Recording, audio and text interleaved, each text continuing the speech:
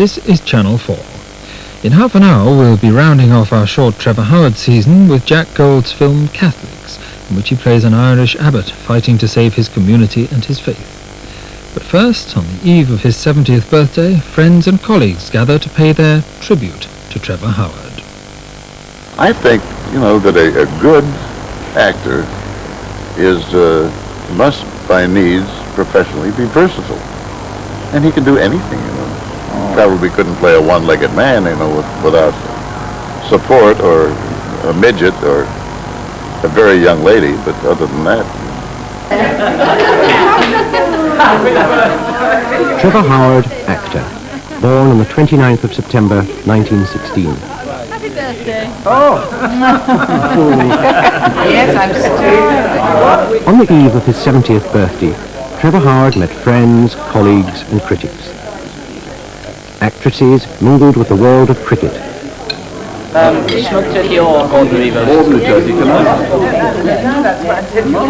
Over lunch, they honoured a man they know and love, a stalwart of the British acting profession for over half a century. Yes, that's a good story. Now, that's a lovely story. No, I don't know. Born near Margate in England, Trevor Howard spent his early years abroad. In Ceylon, his father was a Lloyd's underwriter. Trevor's mother, Mabel Wallace, was a Canadian nurse who brought up the young boy in England. After school at Clifton College, Trevor trained at RADA and played his first stage role at the age of 17. Invalided out of the war, Trevor met his wife, Helen Cherry, at the Arts Theatre London in 1943. Originally a darling of the stage, Trevor Howard became known as a performer and star in over 100 films for cinema and television. In 1980, Trevor played the title role in Sir Henry at Rawlinson End. He explained his attitude to work to Steve Roberts. The whole thing about this business we're in is that you get paid an awful lot of money for enjoying yourself. And he said, when it stops being fun, that's the day I'm going to stop. And I think the truth is, it's just never stopped being fun for him, has it? Never.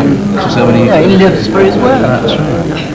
Miserable. Lives for it, drinks for it, falls over. Does everything. When he's not working. Yes, which isn't very often. No. So he's got a number of crafty devices, because J.G. Devlin, wonderful character, and he's 150s or whatever. He's an incessant rabbiter on the set. He never stops talking. And one day we were calling for Trevor. We turned over, we're calling for action, and Trevor was sitting there not doing anything. And we kept saying, what the hell's going on? It turned out that Devlin had ear bashed him so much that when he came out of makeup, he got 2 earplugs, stuck them in his ears so he couldn't hear him talking. And as a result, couldn't hear anything he ever said. To Trevor Howard, work and fun are inseparable. Many a film was made abroad because of his love of travel.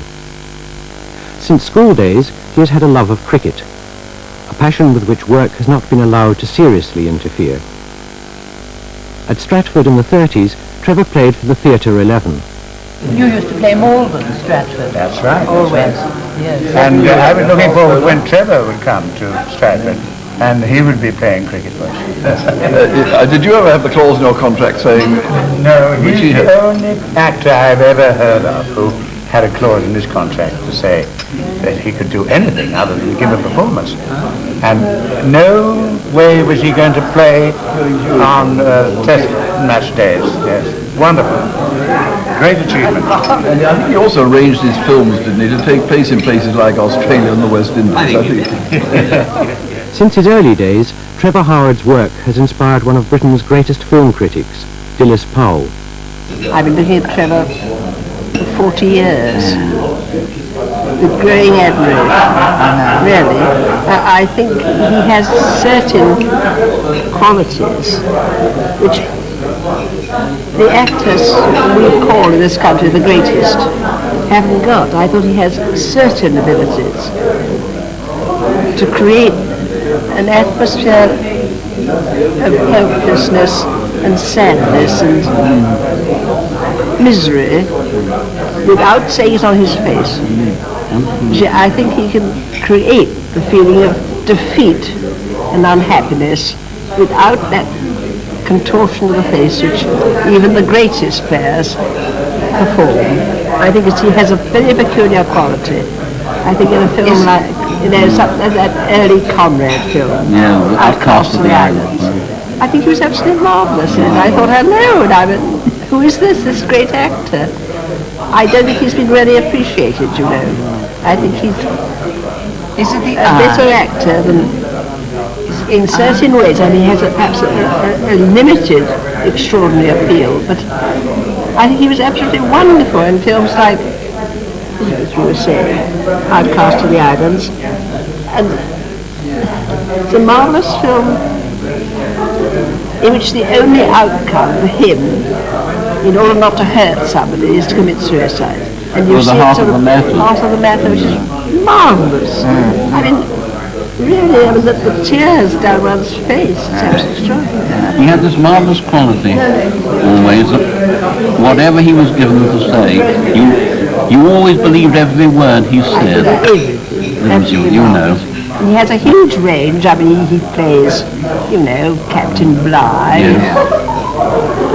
And then he can play these wonderful films with that kind of curious grief and helplessness.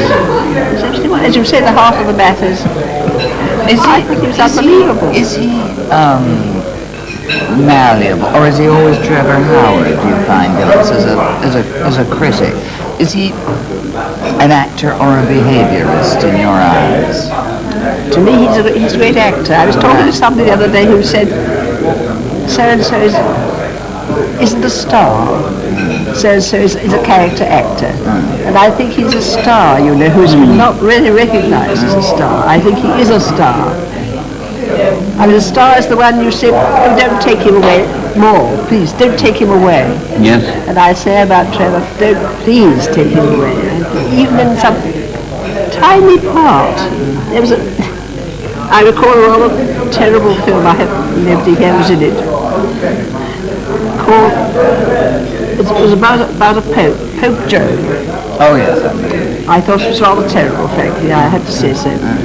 But suddenly it was transformed by the appearance of Trevor in some minor part, some kind of a Pope Leo, I think it was.